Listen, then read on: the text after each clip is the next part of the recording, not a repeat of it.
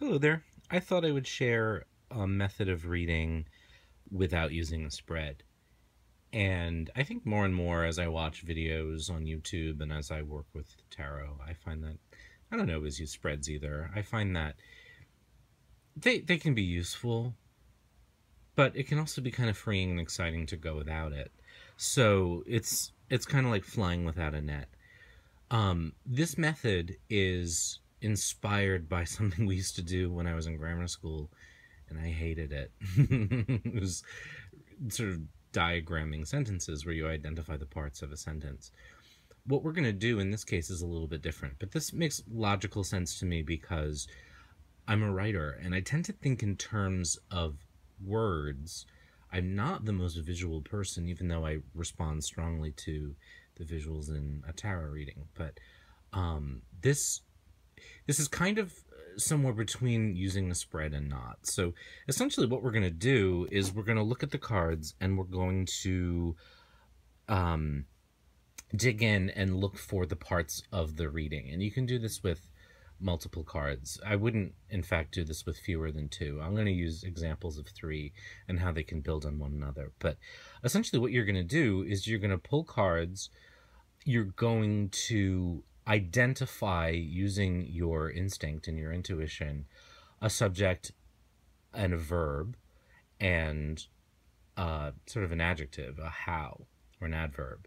So you're going to not have pre-assigned spaces for those, though. You're going to let the cards sort of fall where they may and then figure out which is which. So let me show you what I mean. I'm using the universal weight deck in particular because it's easy to see on the camera.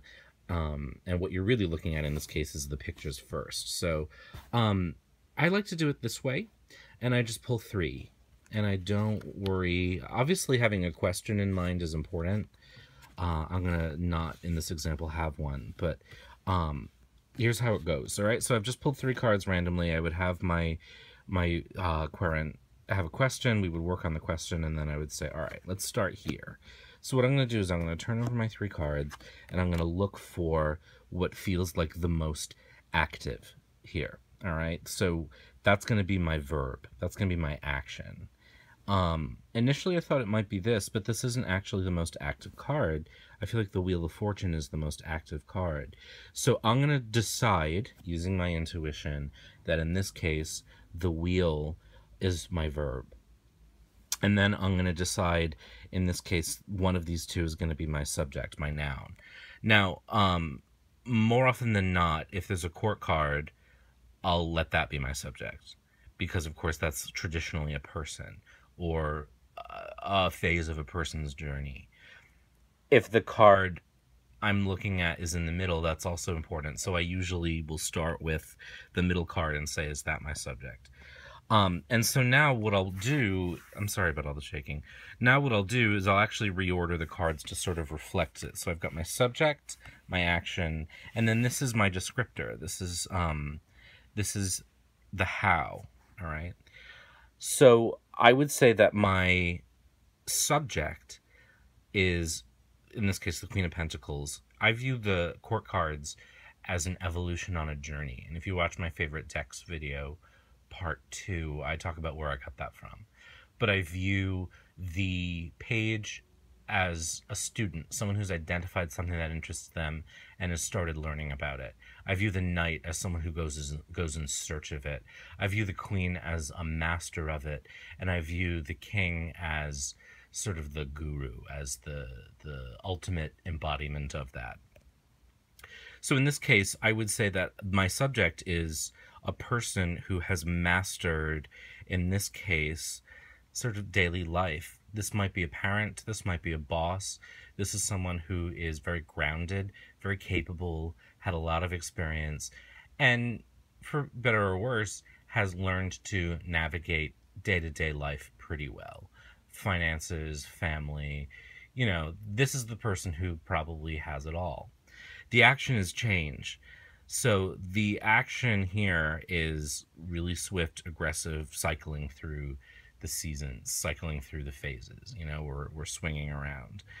All right, so I've got a mature, sort of family-driven, boss-like person who is changing quite a bit. And how?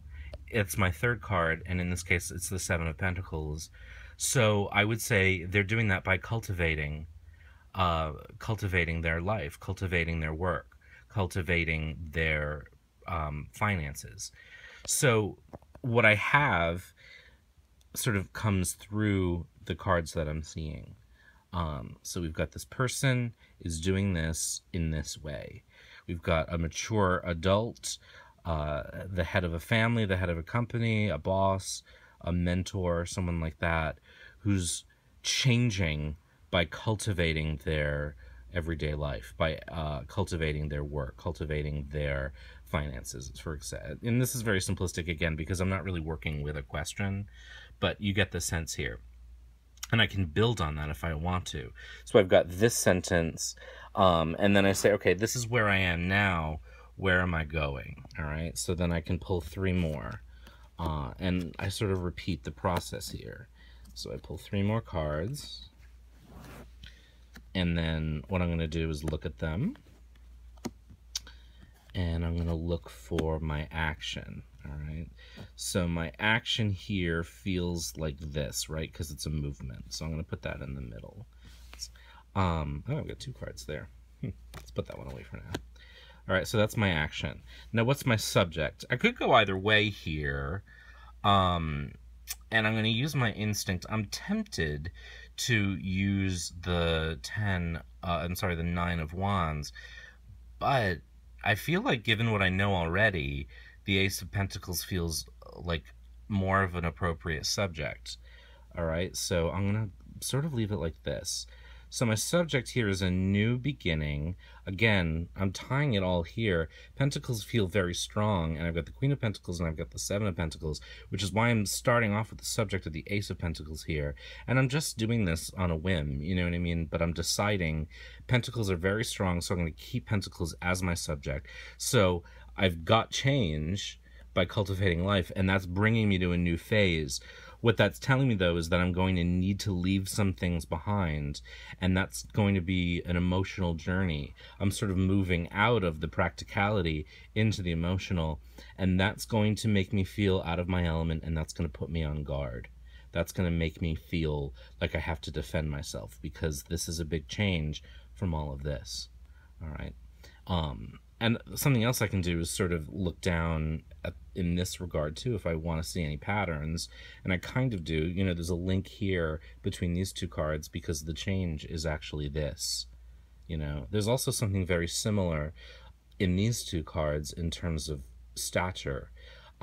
We have someone who's very free and very comfortable here, holding sort of a wand-like instrument, and they're switching to someone here who's sort of wounded and defensed.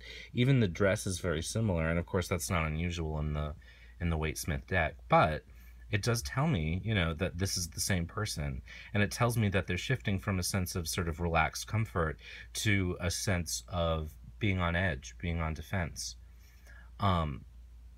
So I could keep going with that if I wanted to, and say, you know, what's going to be the result of this emotional journey.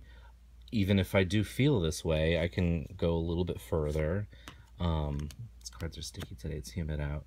And get the 2 of Wands, the 7 of Swords, and Strength. All right, so again, I need to sort of look for my action, and I'm going to go with the Major here because that feels like it trumps everything, right? Because it's a trump card. So the Major Arcana card, oh boy, we're having a lot of cards sticking together today. So we're going to let the Major Arcana card be our action. We're going to let the 2 of Wands be our subject because I'm just going through that. And we're going to let the 7 of Swords, or the 5 of Swords be our descriptor. Okay, so I have someone who is looking out at the experiences, looking out at what they want, and they're going to start to bring together the parts of this and conquer what they've been afraid of and conquer what seems intimidating. And that's going to make them stronger, and it's going to make them more agile, more fleet, more intellectually strong as well, and that's going to put them in a position of power. All right. So again, this is a little bit easier with a question, but even without one, you can start building a narrative out of the cards. And it's a little bit unusual in that you are not letting them fall where they are. You're kind of moving them around and you're deciding what they mean after you see them. That could be a way to involve your querent, though, the person you're reading for, your client. Ask them to do this. Ask them to choose what they feel like the subject and the verb and the descriptor are, and read it for them. That's one way to do it. It's also a way to do it for yourself, too. And it's just, as I said in another video that I made about reading for yourself, it's kind of about trusting your instincts, trusting your intuition. You know, this plus this is done this way. And you just sort of go for it. And it really is about trusting yourself. So, you know, again, let's say I have a question about someone's love life. And they're wondering sort of what's the state of their love life. I pull 3 cards. Ooh, death. The Empress. We got some strong cards here. And the Ace of Swords. What's my verb? I'm going to go right there. You know, that just tells me right away. My Empress is my subject. And the Ace of Swords is how. So I've got a really maternal, thoughtful, fecund, that's a word you don't hear very often, fertile energy that's heading to the unknown, but it's getting them to a point where they're going to start learning new things. They're going to start thinking in a new way. So this person is going through a big headlong dive into the unknown. A lot of what they've known before is ending, and that's going to involve them thinking in a new way. And then you can keep going. You know, what are they going to start learning? What's the Ace of Swords in this case going to be? So I pull 3 more. I get 3 of Cups, Ace of Wands, we get another Ace, and the King of Wands. We're going to let the King of Wands be our subject. We're going to let the 3 of Cups be our action, and again, the Ace of Wands be our descriptor, because this feels like the most active. This learning is going to take them to a place where they're really going to become a master of their creative art, their vocation. That's going to lead them to celebration and a whole new level of experience where they're going to go into a new creative or vocational venture.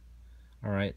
So again, example, you're just sort of going with your instinct. If you have someone with you or you're engaged in conversation, use them, you know, get them to tell them. You can facilitate and not have to do all the work. It's not necessarily about knowing all the answers. It's about being able to guide, which can go a long way. And people may, in fact, find more buy-in in a reading if they helped create the meaning of the cards too. So I hope that helps. That's one thing that I found really interesting. And let me know if it works for you.